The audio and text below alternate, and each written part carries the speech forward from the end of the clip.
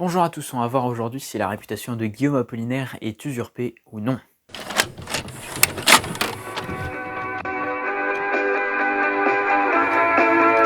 Guillaume Apollinaire, né en 1880 et mort en 1918, de son vrai nom Wilhelm Apollinaris de Kostrowitzki. Guillaume Apollinaire, c'est très bien, et donc un poète français qui est très connu pour avoir participé à la Première Guerre mondiale et avoir particulièrement écrit dessus. Nous allons donc aujourd'hui voir, à l'aide de nos outils d'analyse, si sa réputation est usurpée ou non.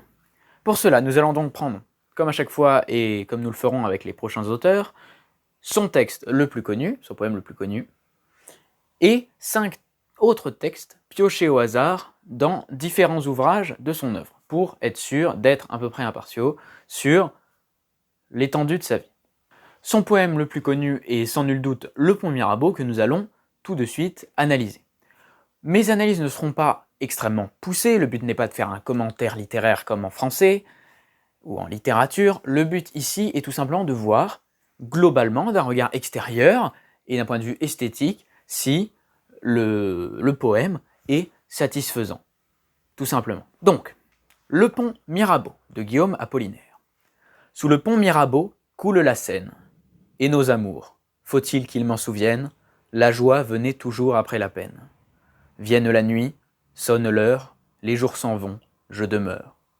Les mains dans les mains, restons face à face, tandis que sous le pont de nos bras passent des éternels regards longs de Silas.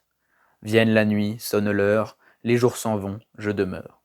L'amour s'en vint, comme cette eau courante, l'amour s'en va, comme la vie est lente, et comme l'espérance est violente.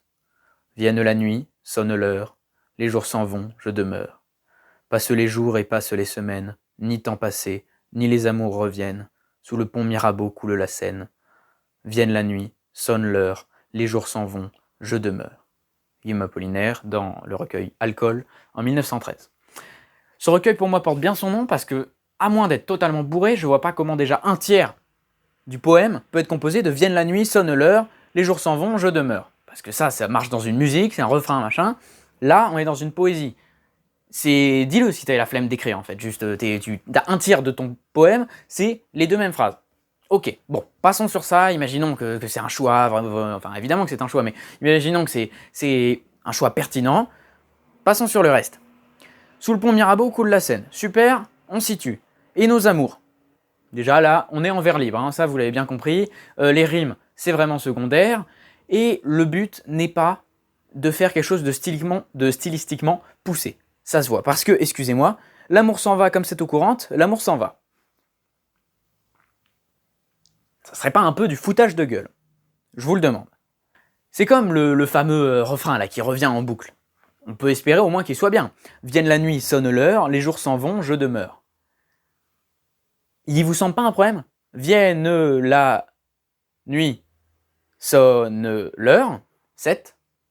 Les jours s'en vont, je demeure, 7. Donc, on a des vers de 7 pieds, avec donc pas d'hémistiche au centre, parce que c'est pas des alexandrins, c'est pas un nombre pair, donc il n'y a pas de milieu, on va pas le mettre à 3,5. Et ça aurait été tellement simple, ça aurait pas fait des alexandrins, mais vienne la nuit et sonne l'heure, les jours s'en vont et je demeure.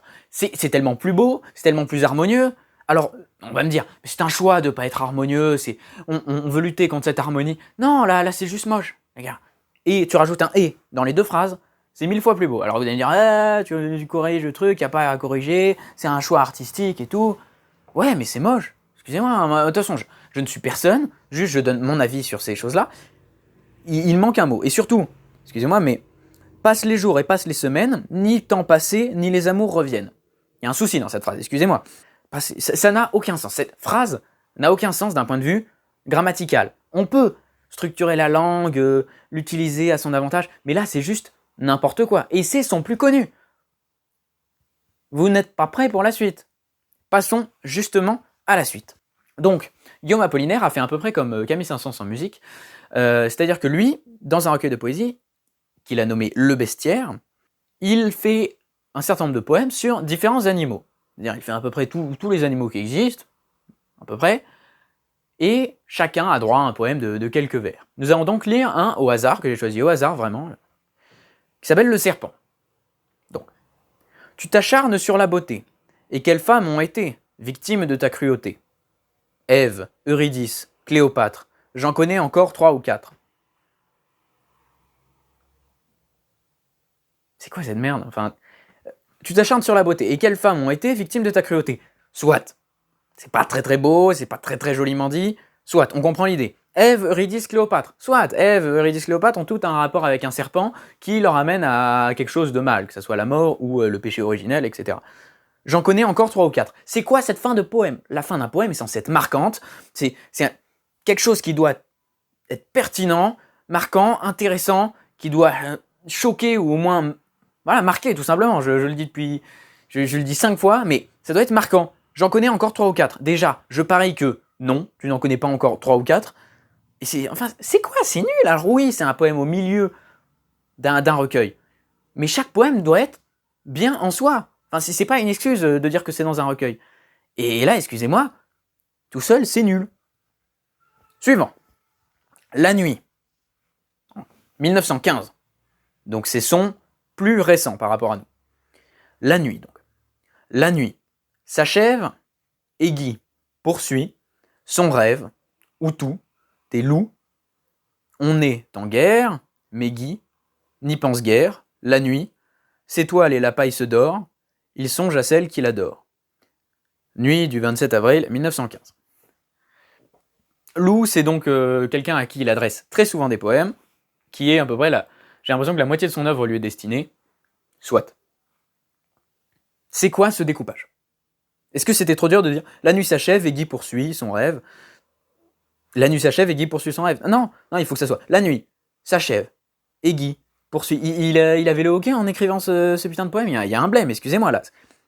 Ça ne va pas. On ne peut pas juste écrire des choses qui se suivent comme ça avec un découpage. L'importance du découpage des vers, c'est que ça te donne le rythme à la lecture.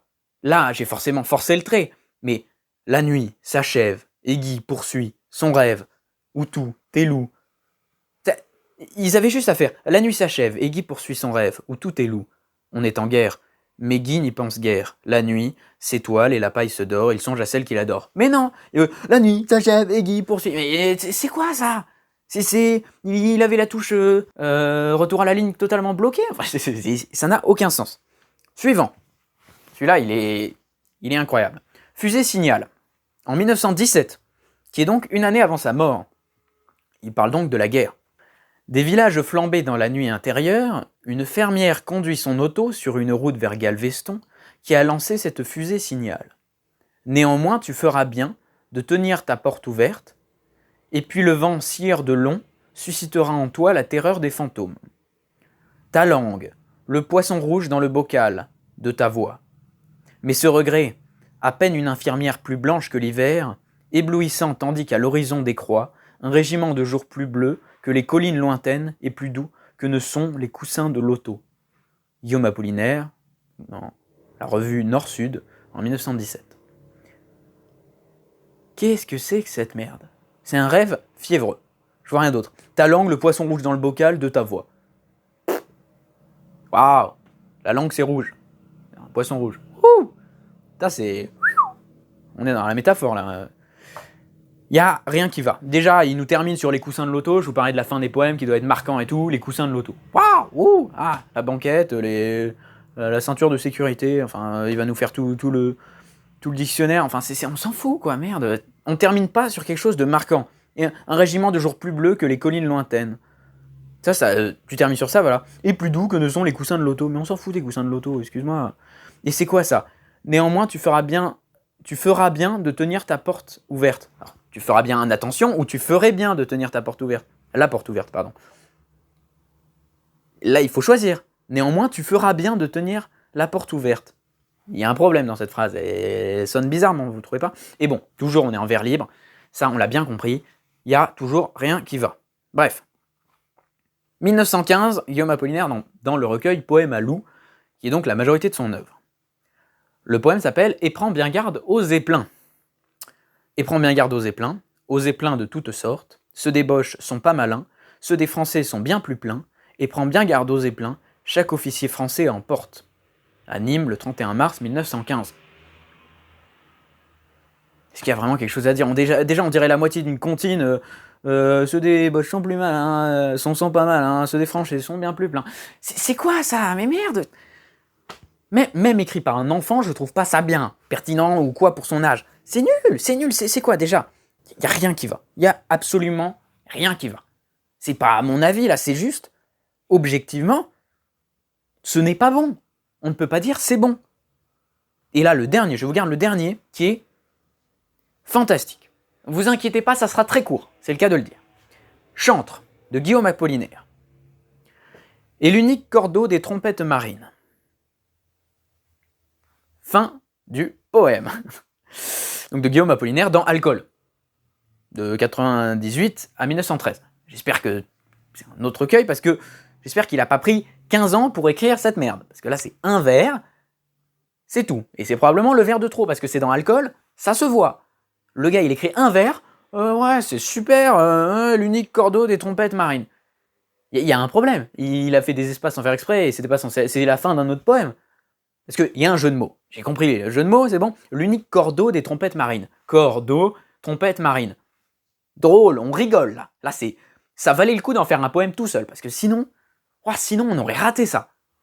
Franchement, c'est n'importe quoi. Et c'est la première fois qu'on fait ce concept, mais j'aimerais bien faire une petite entorse à ma règle, c'est-à-dire que je vais vous lire juste le début d'un dernier poème que j'ai sélectionné moi-même, c'est-à-dire qu'il n'a pas été pris au hasard celui-là. C'est Pétale de pivoine, qui m'a juste fait halluciner. On va juste lire le premier paragraphe, le premier quatrain. Pétale de pivoine, 3 pétales de pivoine, rouges comme une pivoine, et ces pétales me font rêver.